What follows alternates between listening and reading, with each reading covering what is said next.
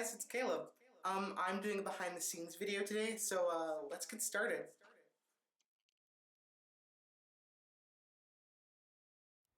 So to get things started, I'll show where I film everything. This is actually my shed. It's a it's a storage unit. Well, not a storage unit. It's like a shipping container, but it's had added paneling and a window and a door, and yeah, the doors actually it has metal doors that can go in front of it, and so let's go inside. So if we go through the store, it currently doesn't have a door handle just because of, well, it broke. We'll be on the inside here. There are the engines. Here's the set. There are some foam pieces right here. A chair with a cord, buckets, some more stuff over here I'll go into later. And finally another door and window at the back. Here you can get a farther view from that side. It's not the cleanest place, but like not like in terms of like the actual place being dirty, like I mean like cluttered. Like yeah. So let's look at the engines. Alright, so first off we have Thomas, and you know he's got a CGI face. His running board is cut down a little bit. His lamp. He's got some other minor modifications, and I still have to modify him a little bit more. But as of right now, this is where he stands. Back here, before I did the CGI like switch over thing, I was going to use a custom model from the Hornby Clockwork, which is this. And I repainted it, got all the cardstock on, all that stuff, but I wasn't really feeling it, I guess, so it's no more. Up here we have the model from the movie, and I'm not going to go into that. So that's Thomas. Next up we have Edward, and he's got his buffer beam extended just because that's how it is in the show, but I might cut it down a little bit, same with his buffers. He's still going through the process too. I also might have to make his funnel a little bit bigger, still not quite sure. And I know his face is a little big, but it's the best fitting face out there. It's the Mega Bloks one, so just trust me on that. If you look at his tender, it's actually open and it has a real coal in it. It still needs some sanding, but it's pretty good for it now. And then he's got two spare tenders up here. Next we have Henry. And this is actually my second model of Henry. He's like a new one. My old one still works, but he's just so old and ratty-tatty. I've had him since 2009.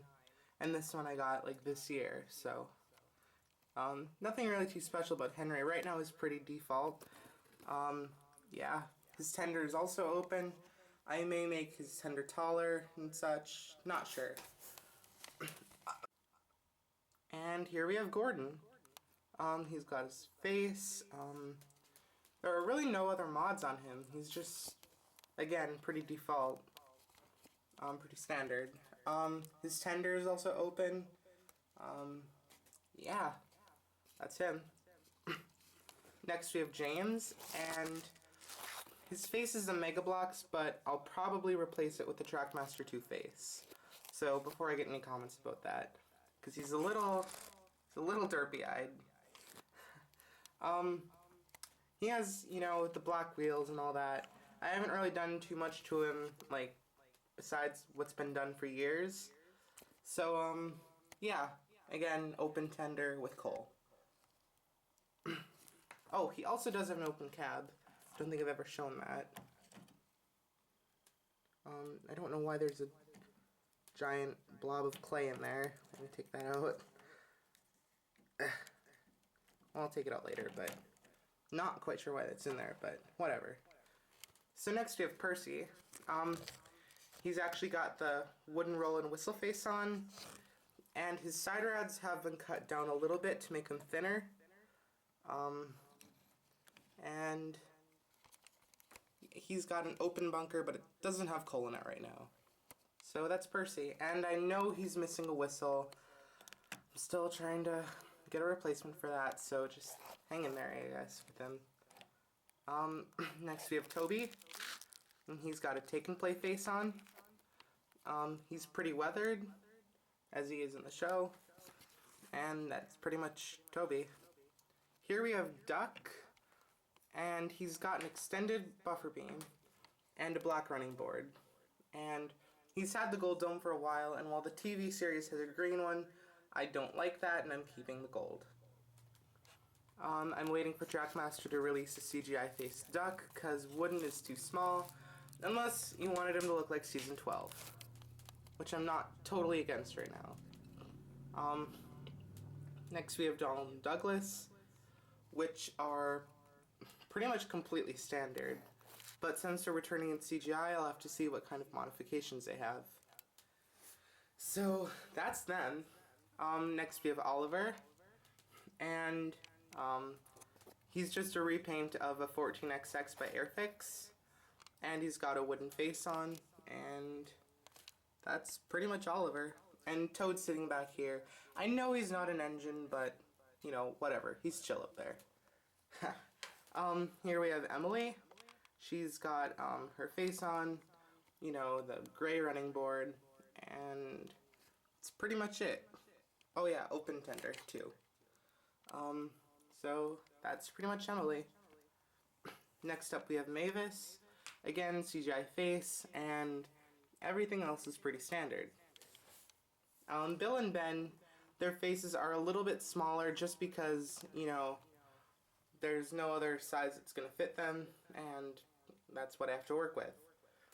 Their wheels are actually red to match their CGI counterparts. So right there you can see red wheels, and there. And that's pretty much it. Diesel I haven't really done anything to because, you know, he's Diesel. We've got Ari and Bert, weathered a bit, but again, nothing's really been done to them. Here we have Stafford.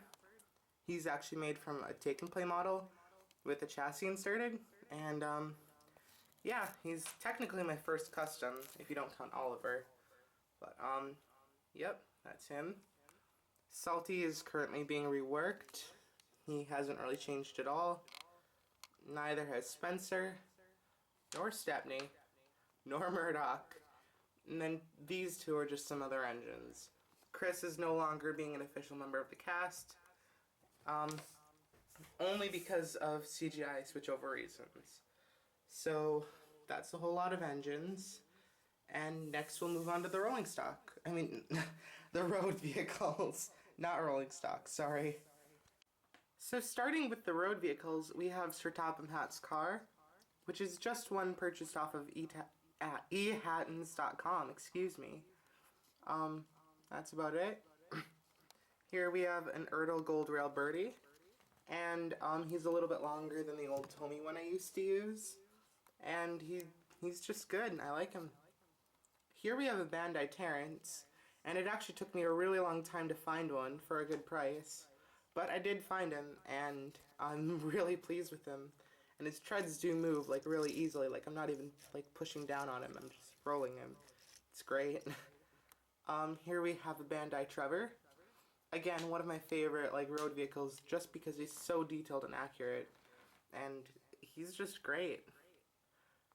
Here we have a Bandai George, and his face is a little awkward, but like his model is really good, so you know, you can look past that, I guess. Here we have a Herald, and he's Trackmaster, and he came in the, what was it?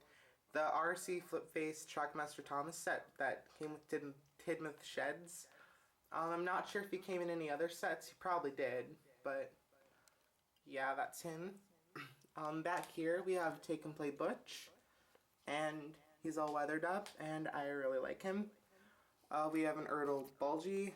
I'll probably replace him with a Bandai or something.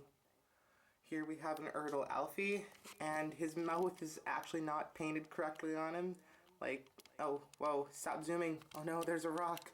There's a rock jammed in the zoom. Oh no, oh no, no! Right, so after that technical difficulty, yeah, his smile isn't painted correctly on him. That was not my doing, that was a factory's. And special thanks to Michael M,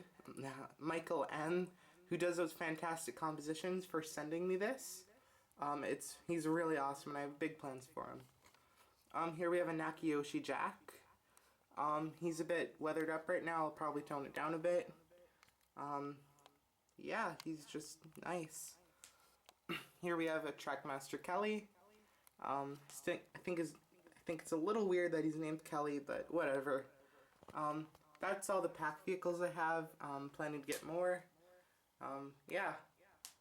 Here we have an Erdl fire truck, and then just some other random fire engine for background uses, I guess. Here we have an Erdl Tiger Moth.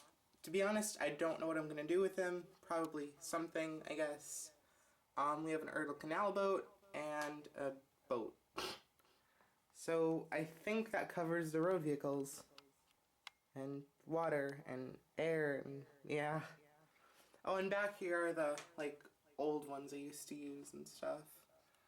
And then we have a scrap engine and Harvey. And I don't think I showed James's scrap tender cab and weird scrap Percy thing. So that covers the top shelf. Let's see if I can get a wide shot here. Yeah. That's that. Now across from this shelf is this shelf. And it's got all these buildings on it, like the Maithwaite, Farquhar, some signals, crane, this station that I built for the narrow gauge. Let's turn this around so you can see it better. That, a cottage, a shed, a farmhouse, another shed, the old windmill from the Model Adventures. We don't talk about that. The actual windmill, a water tower, some random building that I'm never going to use because it's really bad. Some random background house thing. A bridge that I love. At the time I attempted to build the Brendam warehouse and it kind of sucked. So that wasn't good. Here we have the smelter shed, which is actually huge. It needed to be huge because a bomb kind of needed to go off inside of it, so yeah. Inside we just have an Alice turntable, some bridges, and some scratch-built crossing gates that will probably need to be thrown out. I think I said Knapford already. It's disassembled. I'm planning to get the Bakken Maithwaite, so I won't have to deal with this one much longer. And, oh, some buffers. Oh, and in case you're wondering, these things are lights. And, yeah, that's about it. Now, just below this building's shelf is the Tipham shed set. And, it's pretty big, actually. This is its permanent resting place. As you can tell, it's kind of being, like, reworked a bit right now, especially over here. So don't pay too much attention to, like, things that you see and you're like, oh, that's weird, or something. It's just kind of a work in progress, kind of not. Off and on, I guess. You've all seen it before, but if you wanted to see it now, I guess now's your chance. Yeah, that's about it. Actually, that's not almost it. About it. Underneath this, I forgot to show you. The motor. Yeah, the motor for the turntable is under there, so that's why that has to sit on top of it. So yeah. Now below the tin shed set is a bunch of random stuff, I guess. Here's the tunnel set with, like, you know, with the lines. And it's still usable, but it needs to be touched up. There's some trackling on top of it, a fan holder. Here I have some Erdls and stuff. Underneath all of this is the quarry set. It's kind of dismantled. I'm gonna rebuild it. And then we just have some random junk and foam and stuff. Oh, and this is a grass mat when it's like, yeah, it's kind of gross. I'm gonna get a new one. Down here we have the viaduct I made. Well, half of one. I'll show it right here.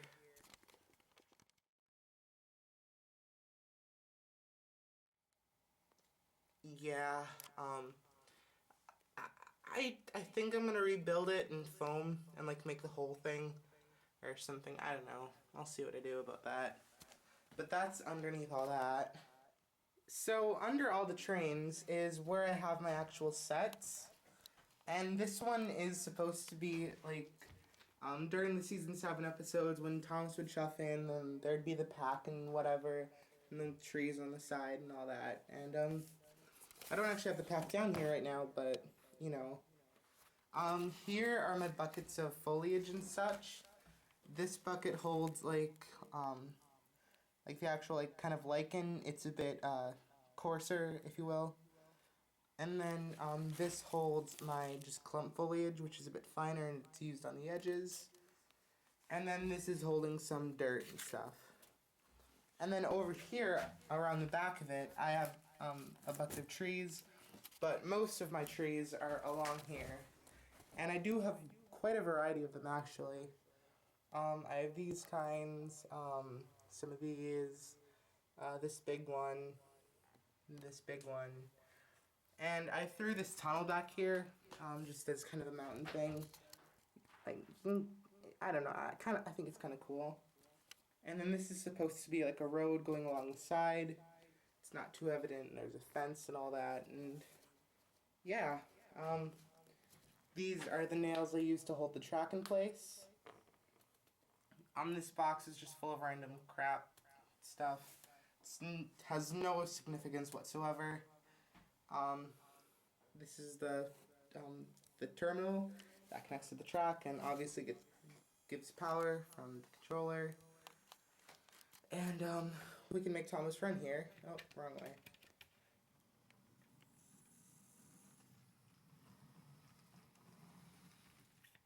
And you can get closer here too. Let's just go.